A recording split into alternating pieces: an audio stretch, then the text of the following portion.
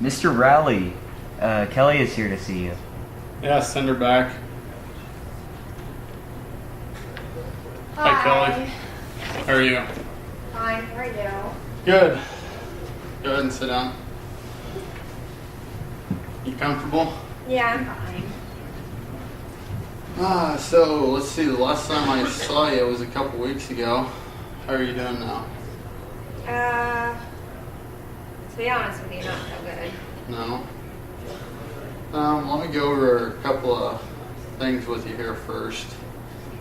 Just as a policy of the shelter, Lawrence Community Shelter will maintain and protect confidentiality of anything and all information shared here. I do have to adhere to existing federal, state, and local laws.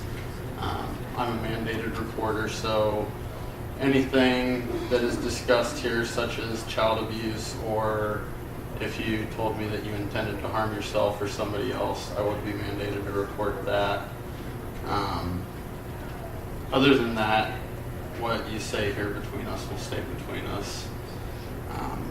And if it doesn't bother you, I'd like to take some notes on some of the things we discuss, just so I can keep a record like we have before, maybe on setting some of the things that you might want to work on or that I can help you with as we go. Is that okay? Yeah, it's fine. Okay. So the last time that we did work together or saw each other, you did some really amazing things. Then we kind of hit a speed bump that night, and the last thing that I remember hearing you tell me was that I put too much on your plate. Is that correct? Did I hear you right on that? Yeah, you were just expecting way too much from me, and I'm struggling here. Okay. Can you tell me a little bit about more what you meant when you said I put too much on your plate, and about what you mean by when you say you're struggling? Well, you want me to do 50 different things at one time, and I can only work on one thing at a time. I'm not perfect. You expect perfection around here. Well, I don't expect perfection. Like I said, what you were doing was just simply awesome. Recovering from alcoholism and working on that process is a big step. So just making that step to ask for help, that was a giant step in and of itself. If I understood right, I think the biggest issue that we had was when I brought up more than once the RADAC assessment that we had discussed in the contract when we set it up, and that seemed to make you uncomfortable. And the day before we had the little speed bump, that seemed to upset you that morning, and then that night when you came in and you relapsed, you had gotten pretty upset about it, and then we had the little relapse, and I hadn't seen you for 2 weeks, and then you called, and I was just extremely happy that you called and wanted to come talk to me again. So was that kind of what you said was too much on your plate? Because the AA meetings seemed to be going good every day. You were sober for 2 weeks. So was the RADAC thing what you're talking about being too much on your plate? Well, that and you expect me to stay sober, keep a good job, go to school, it's just I'm tired. It's hard. Okay. I just don't think I can do it all anymore. I'm at the bottom of the rope. Okay, I understand that.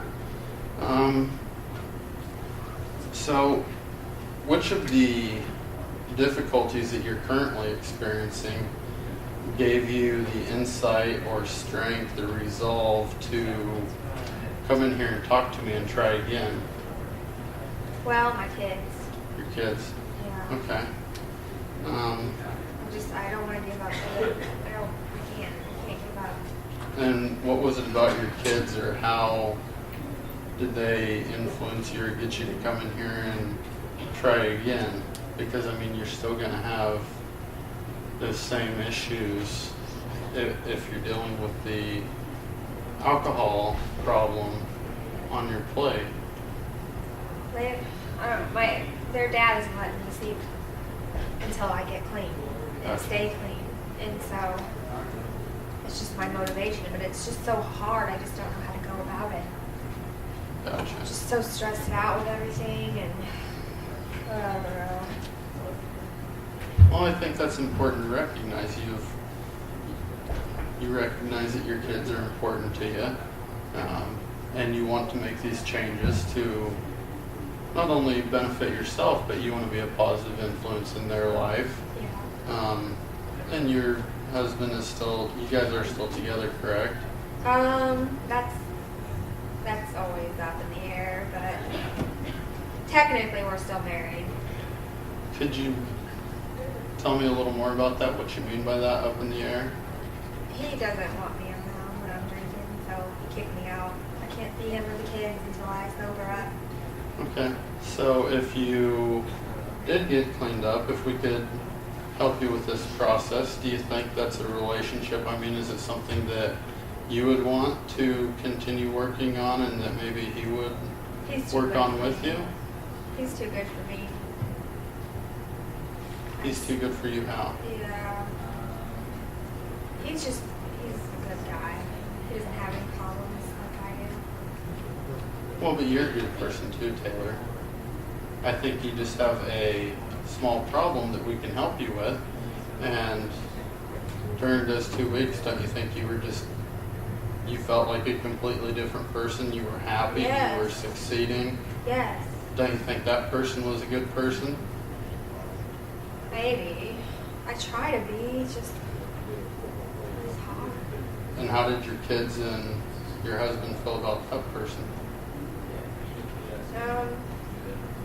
They liked it a lot. We were doing a lot of family things at that time, going out as a family and doing things together. And but that all went away, because I just couldn't stop drinking. I just can't. It's Well- just hard. I feel like it helps me, to survive. So maybe if we take some smaller steps, not put so much on your plate,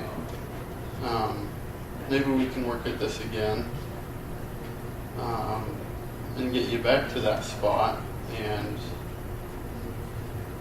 get you back into that family relationship and dynamic.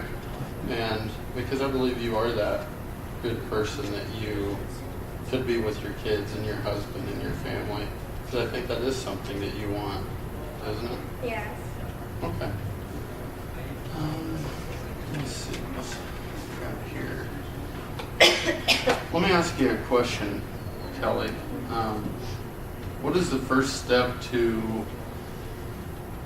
that realization of getting sober, and how can I help you on the path to this goal? I don't even know where to begin with getting sober. Those AA meetings, I guess, they're just so negative. Like, I just have to focus on, negative things. Like, I am an alcoholic. Like, saying that over and over again, I hate it. Yeah. I just don't like it. Okay. It makes me feel like a loser. Okay.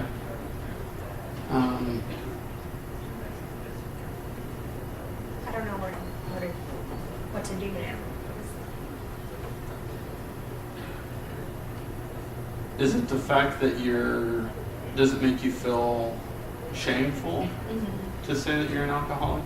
Okay.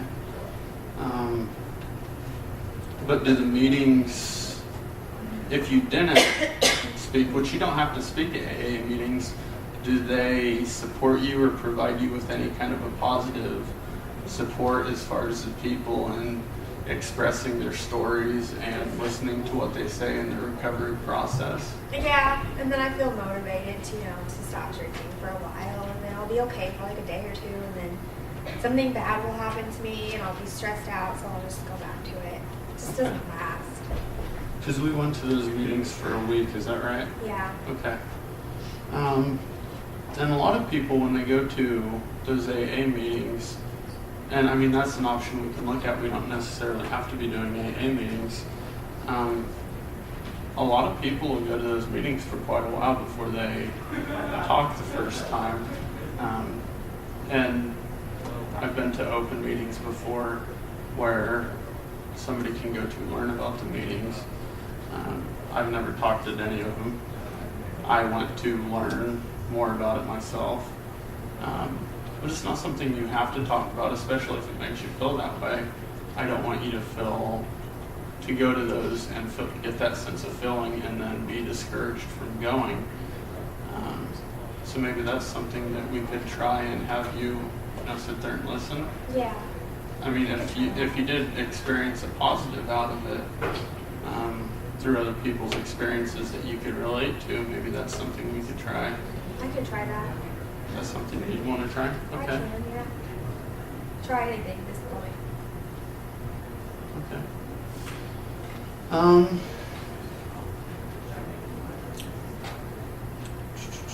What makes most sense to you as far as changing the behavior, and where did the idea come from? Have you had any ideas on changing the behavior? Like on how to? Yeah. Because you know you best. And I think last time when we set up the contract, it was more of these are the goals we're going to work on.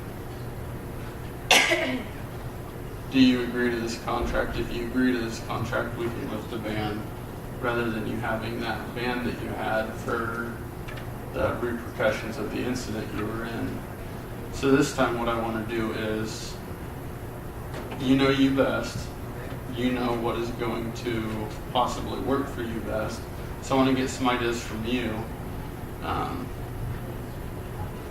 and help integrate those into some of the things we could work on. And I'm sure you've thought about this before, because you obviously, coming in here and scheduling to meet with me, you want to work on this. So that's why I ask, what makes sense to you as far as trying to get over this problem, and where have you gotten those ideas from? Well, I think I need to maybe go back to school and actually try hard. No, I'm sick of working at Walmart. Yeah. I don't want to stay working there forever. And my kids need to have, a job with good hours and not be working night shifts and stressful conditions. I don't know, I just think that's just really important to me.